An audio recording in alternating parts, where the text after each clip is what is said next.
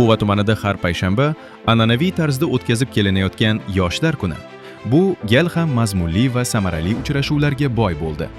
Tuman hokimi Halimjon Umarov ushbu sana munosabati bilan xorijga ishlash maqsadida ketib, bugungi kunda yashash xonadoniga qaytib kelgan yoshlar bilan ochiq muloqot o'tkazdi.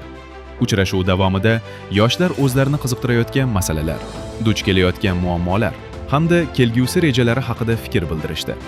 Ayniqsa, ish bilan ta'minlash, tadbirkorlikni yo'lga qo'yish, yer ajratish va kasb-hunar o'rganish kabi yo'nalishlarda takliflar ilgari surildi. Tuman rahbari har bir murojaatga alohida e'tibor qaratib, ularni hal etish bo'yicha mutasaddilarga tegishli topshiriqlar berdi.